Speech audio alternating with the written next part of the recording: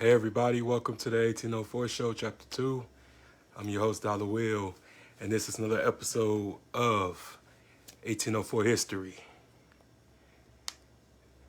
And before I start this episode, make sure you like, comment, subscribe to the channel on YouTube, the 1804 Chapter 2.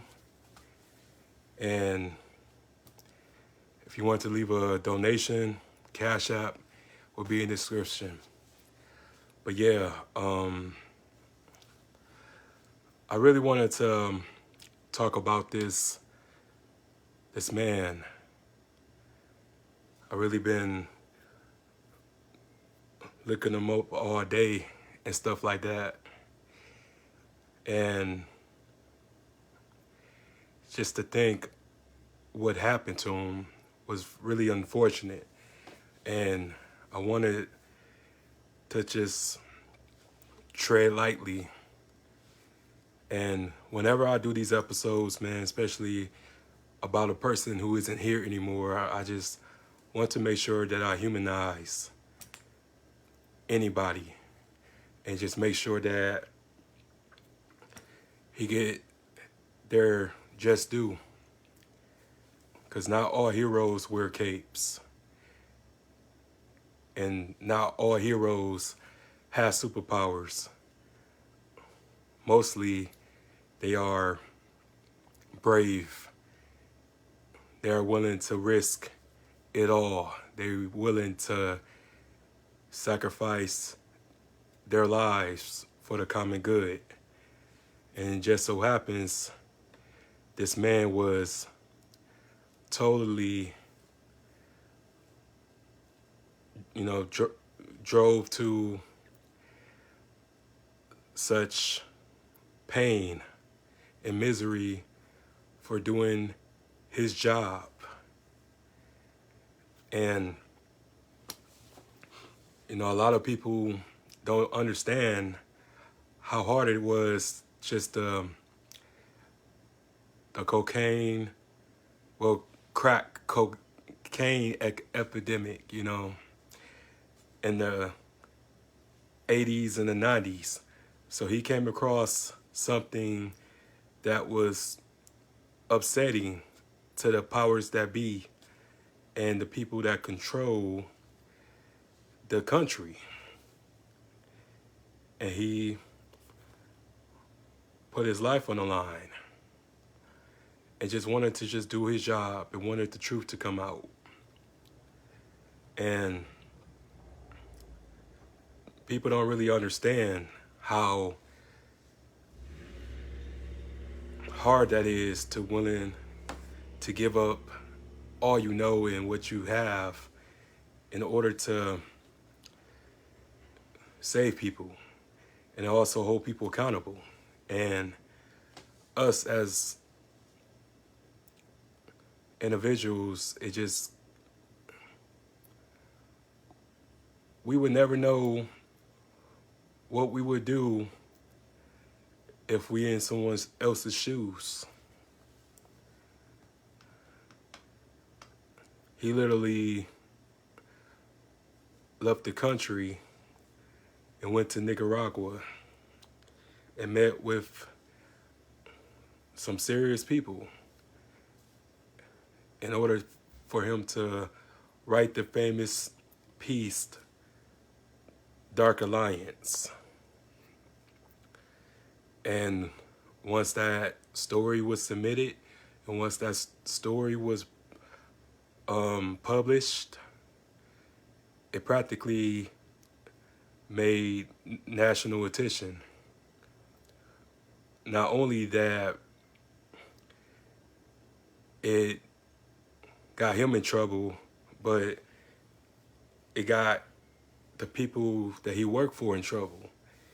And they was called San Jose Mercury News. And he contributed to a lot of pieces before that. And it was just this one that really put the nail in the coffin. And he was really put down. He was really slandered his a character was assassinated and practically was followed and practically was on surveillance because they wanted to make sure that you don't mess with things that you have no busy or business messing with. And he just wanted to get the truth to come out and wanted people to know what was really going on and what was the honest truth. And he faced a lot of feedback and backlash from it, from every news outlet, every newspaper, talk shows. Like, people threw him under the bus. His employers, his colleagues, like, he was really considered enemy of the state, basically. And it's just sad, you know what I'm saying? Because usually when I do these type of episodes, I keep in mind that his family's still alive. You know, he got kids, he got grandkids. And I just want to be able to paint him in a good light. Because, like I said, he was a hero. He was a brave man for putting his job, his life, his career on the line. You know, and he really did his research. He really did what he was supposed to do and got punished for it. And that's just how society is. Like, no matter what, you know, you be a good person and you just want to do your job. And you got people who afraid of what may come out and what may happen when the truth come out. And they would do any and everything they can to bury you and blacklist you, blackboard you. He was practically blackboard, but before he was blackboard, he was given an ultimatum. Either destroy your article and we will give you your award for your hard work if you can make this go away. And instead, he put in his resignation. He resigned from his newspaper company. He resigned because he felt like no one had his back. And people threw him under the bus. People were mean. Nobody had his back. So he left. And he had to really relocate his family a lot because he was being watched. He was being stalked and stuff like that. So he took other jobs at small newspaper places and continued his research and his life's work. But after that, it was really nothing that he could get back. It was never the same. And he got divorced. His wife filed for the divorce, and I believe he stayed at the same house, but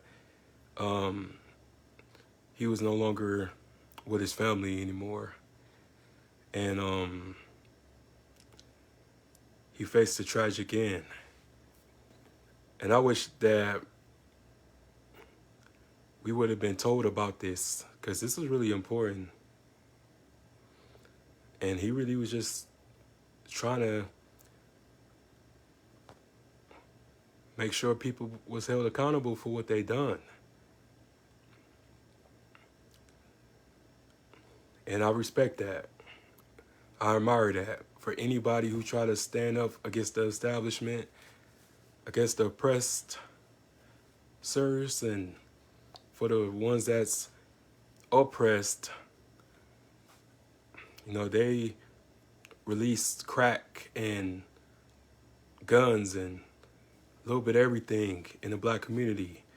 And not just the black community, but the urban community, which black people was affected, Mexicans was affected, and urban whites was affected by crack and the drug trade. And Freeway Ricky Warros already pretty much told everything about it. But he stuck his neck on the line and make sure that, look, this is a bigger picture here. And everybody don't really understand or even knew that he was the first one to really break the story. So if it wasn't for him, I will pretty much doubt that Snowfall would ever existed the way that it does now. Because he the one that really showed corruption and showed the real bad guys and the people who was in charge or who was the heads, and really told about the real kingpins. And I just try to just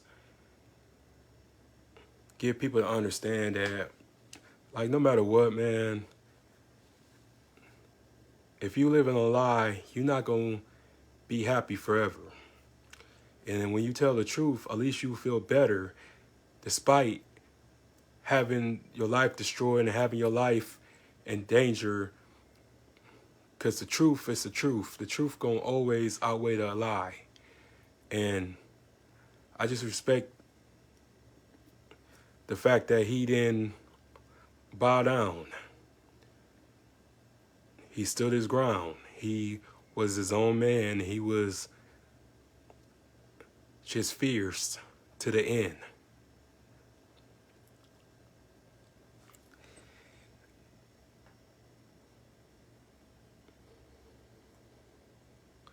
But he just always wanted to be a journalist. He always wanted to be a writer. He was one of the best writers of the 90s and early 2000s. He was gifted. And I read his article earlier, and you can't tell me that's fabricated or plagiarized.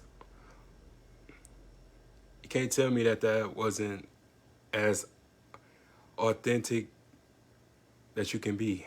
So I just want everybody who's a good person and everybody who's believe in something, who stand for something, don't be afraid of the repercussions. You always gonna have people who don't agree, and people who gonna hate you for being you. You gotta stand up for something. You have to be brave. You have to realize that everybody isn't going to appreciate it. And I just thought, just by researching it, that he was expecting him out of everybody else, but he was wrong. But he wasn't wrong for what he done, but I believe that he was wrong by the reaction and the stir and the controversy and the backlash that he was going to receive. Because his whole life was destroyed after that. So, and it's such a shame that he was found dead in his apartment, was shot in the head twice, the back of the head. And that is completely suspicious. But but I just wanted to end this note. Thank you, Mr. Gary Webb, for what you've done for the culture, what you done for us, and your good deed did go unpunished, because it's people like me who can tell your story and who's brave enough to tell it like it is as well.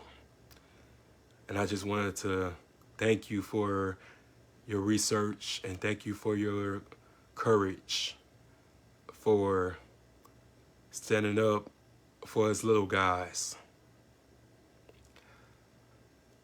Okay, y'all, I'm done. But make sure you like, comment, subscribe to the YouTube channel, the 1804 Show, Chapter 2. And I'm out. Peace.